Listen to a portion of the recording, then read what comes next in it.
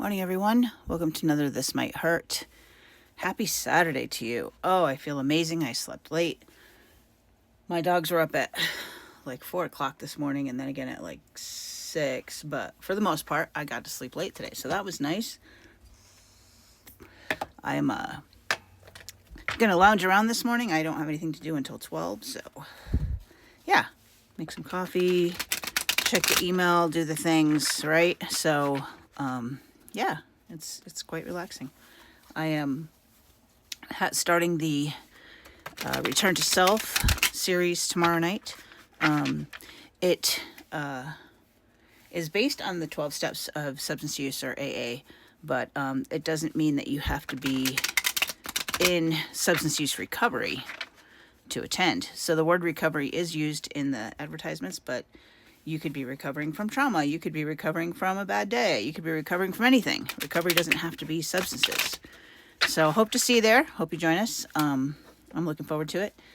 We have at least one person that has RSVP'd. So there's that. And yeah, I'm excited. So let's get down to business here. What's the energies for today? That one flipped. Where are you? Three of Pentacles in the reverse. So Three of Pentacles in the reverse is all about community and finding those people that do the things that you do. So like collaboration. But this is very anti-collaboration, I guess. I guess you would say like not having good teamwork. Whereas my boss says all the time, teamwork makes the dream work. But yeah, I'm not really sure where this sits. I had a really good teamwork thing going on yesterday. As it turns out, our team got together, and then I learned some new things, right? So if you're not working as a team, if you don't have people around you that are doing what you do and bouncing ideas off each other, then how are you going to grow, right? Our work, our shadow work, our inner child work, all the things cannot be done alone. And I used to think that this meant that you had to have a therapist, or you had to have another person, right? Whatever. And it used to kind of piss me off because I'm like, I'm strong enough to do this stuff. I can see my own shit. But the problem is there's no spark of new ideas, right? So the sum of the whole is greater than its parts. And we don't have that. It can be limiting. Yeah, limiting. Yeah, let's keep going. I'm not sure what I want to say about that. I'm pausing because I'm not really sure what I want to say about that yet. 10 of Wands, burdens are back. So maybe you're feeling the burden of not having a team, not having that collaboration. Maybe you're feeling the burdens of having to do the things alone.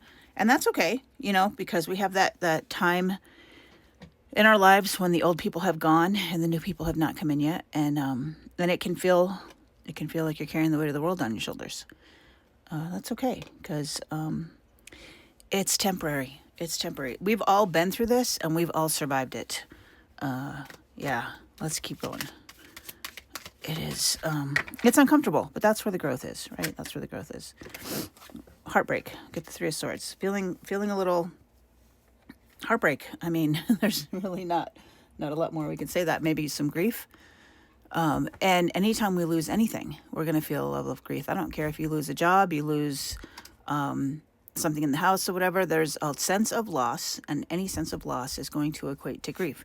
So now, whether that's a secondary grief, a primary grief, all the things, grief is grief, right? If you lose I'll tell you what. So when my kids were young, we lost a pet, right? And my kids were devastated. And my husband at the time was devastated. I was devastated. The dog died in my arms on the way to the emergency room. And it was grief. It was loss. It was a thing. And I called out of work the next day, and I actually got in trouble for that. And I thought, you must not have pets. You don't understand, because that pet was a part of our family. And having to deal with walking my young children through grief and what that looked like and what that felt like. But grief is just a loss, right? It's just a loss. It will heal, right? As we start to pull those swords out, as we start to I don't want to say time heals all wounds, because I don't think it's time. I think it's what you do with the time. But the level of heartbreak, the level of loss that you're feeling, to the Emperor, right? The Emperor is the divine, well, I think, yeah, he's the culmination of all four kings in the deck. And that would be that structure, right? The authority, the leadership, just knowing what to do and doing it. He's got the world under his hand, right? So it's not the whole world in his hands, but just one hand kind of navigating the world. And it's very Aries energy, as you can see from the ram underneath. And I love the look on his face. It's comical to me, but and the Ankh, right? The Ankh in his hand. But just being a strong leader, showing people, even if you're going through this, showing other people how to navigate it can be what the whole purpose was, right? Yesterday we were talking about how sometimes the lesson's not for you, sometimes you're the lesson. And it might be people are watching how you're handling what you're going through. So, yeah, there's that. It's a thing. We don't always know what we're teaching other people, but I can promise you this, they're always paying attention to what you do. They may not hear your words, but they're always paying attention to what you do, just like little kids, right? Little kids tend to mimic their parents, right? So a lot of times, like a kid will do something in public and you're mortified, right? But at the end of the day, you do that at home all the time, right? It's kind of a thing.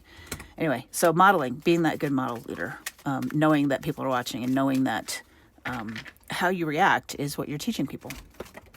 The advice, the Empress. I don't know if it fell in the reverse or not. I'm going to put it in the upright. I feel like because it kind of tumbled there. But the Empress, so we've got the Emperor and the Empress, but the advice is to be nurturing, right? To show compassion and grace to everyone around you, including yourself. I'm gonna check the keywords real quick. I'm sure that's what it is, but yeah, abundance, nurturance, embodied love, just all things with love, right? All things with love. What you don't see coming at the bottom of the deck. The King of Cups in the reverse. So maybe some emotional dysregulation. Now, this could be you. It could be another person. It could be a boss. It could be a friend. It could be a partner, whatever. But there is some level of dysregulation.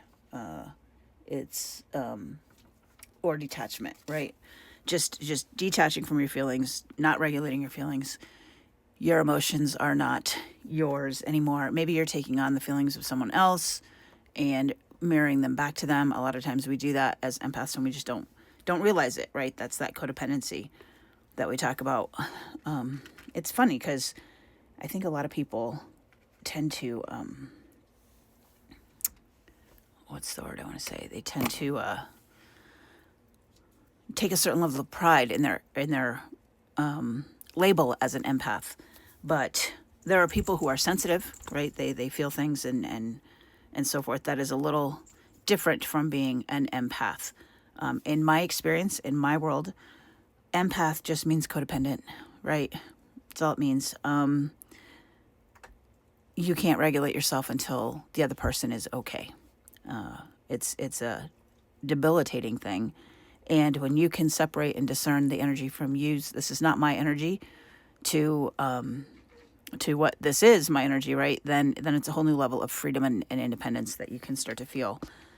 It's a struggle, right? You're going to struggle with this empath/codependency thing for probably the rest of your life, and have to be aware of it the rest of your life and have to sidestep it or navigate it for the rest of your life, much like addiction, right? Because if you think about it, codependency is nothing more than an addiction to a person.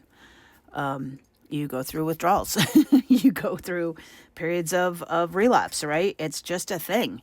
It's not good. It's not bad. It's just a thing.